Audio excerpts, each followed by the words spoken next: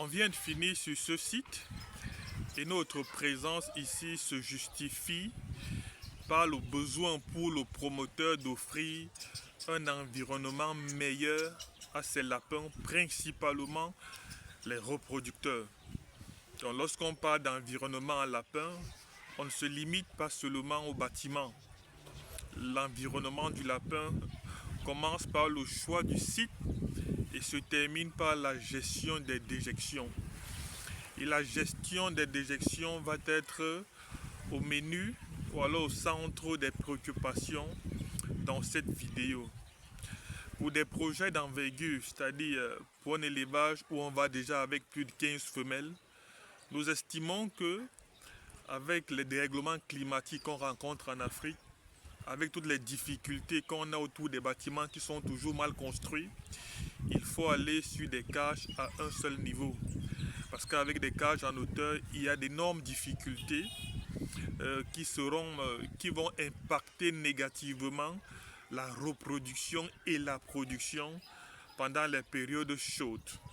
Également la gestion des crottes qui ne sera pas optimale et qui peuvent être source d'autres maladies dans l'élevage. Donc, la grande question qui se dégage et qui revient lorsqu'on parle des cages à un seul niveau, c'est comment maintenir les crottes sèches dans des fosses qui sont sous des cages. Parce qu'on sait dorénavant que les urines et les crottes vont se mélanger ensemble. Et lorsque ce phénomène est mal géré, lorsque ces déjections sont mal gérées, ça devient encore plus catastrophique que ceux qui travaillent avec des cages en hauteur. Donc, deux cas de figure vont se présenter. On aura dans un premier cas de figure des cages qui sont disposées sur des fosses dites profondes. Alors les fosses profondes, comme vous le voyez en image, sont celles-là où l'investissement n'est pas assez conséquent. Donc, ce sont des fosses où la profondeur minimum va être 1 mètre. Donc, vous pouvez aller à 1,5 m. Et le premier avantage, c'est que les crottes et toutes les déjections, c'est-à-dire urine et crottes, vont rester dans cette fosse pendant minimum 6 mois. Donc vous comprenez que vous n'avez aucun problème de nettoyage, aucun problème de balayage pendant 6 mois. Donc ils vont se fermenter là et après 6 mois minimum, vous allez retirer pour épandre dans vos champs afin que ça serve d'engrais. On sait tous que les fientes de lapin sont un véritable engrais, encore plus quand ils sont bien fermentés. Donc la largeur de ces fosses va être dépendante de la largeur du clapier. Donc il n'y a pas de largeur universelle pour les fosses, mais la profondeur, donc du moins elle est connue. La profondeur, on va aller sur minimum 1 mètre.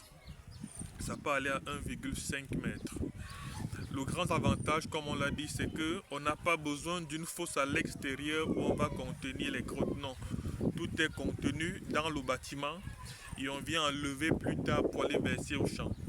Dans la grande difficulté qu'il y a à travailler avec ces crottes, c'est quoi? C'est que comme on l'a dit à l'entame, tout est mélangé. Maintenant, comment maintenir les crottes sèches dans cet environnement-là? Donc ça c'est la grande question qu'on va répondre après avoir présenté le second modèle. Donc le second modèle, ce sont plutôt des fosses qui sont dites semi-profondes. Ici, tout le monde peut également le concevoir. Peut également concevoir ces fosses. Donc la profondeur ici, elle va être de plus 0,5 m. Donc vous pouvez avoir des fosses qui ont pratiquement 30 cm ou 40 cm en fonction de vos besoins et en fonction de vos moyens. Vous avez un exemple en image. Ici, contrairement au premier cas où les fosses, où les crottes et les urines vont séjourner pendant plus de 6 mois dans l'élevage, les crottes ici vont séjourner dans la fosse pendant au plus 1 semaine. Donc, il y aura un racleur qui sera actionné chaque semaine pour racler tout ce qui est crotte, du moins tout ce qui sera comme déjection dans la fosse et envoyé à l'extérieur dans une autre fosse. Pour ceux qui savent comment fonctionne l'élevage de porc, c'est pratiquement le même phénomène, le même principe dans la gestion des déjections. Donc tous les déchets sont envoyés dans une fosse qui est située à l'extérieur. Ici, les difficultés sont de 2 ordres ou de 3. La première difficulté, c'est qu'il faut entretenir les câbles pour qu'ils ne puissent pas se rouiller et se couper. La deuxième difficulté, c'est que l'investissement est assez conséquent. Il faut investir sur le racleur, il faut investir sur le système de fonctionnement de ce racleur et il faut également une fosse à l'extérieur. Donc ça demande un minimum de moyens financiers qui n'est pas toujours à la portée de tous. Le grand avantage, c'est que les croûtes ne mettent pas long, contrairement au premier cas, donc on a une bonne gestion sanitaire. Toujours est-il que à partir du moment où les croûtes vont se mélanger aux urines pendant déjà 2, 3, 4 jours, il y aura des fermentations, il y aura un taux d'ammoniac assez élevé dans le bâtiment qu'il faut pouvoir encore gérer.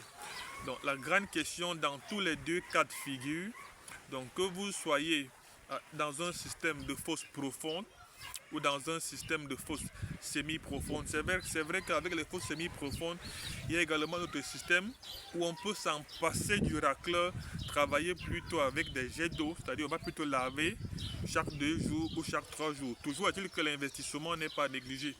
Mais la grande question dont demeure, c'est celle de savoir comment maintenir les croûtes sèches dans un pareil environnement, ou alors comment maintenir l'équilibre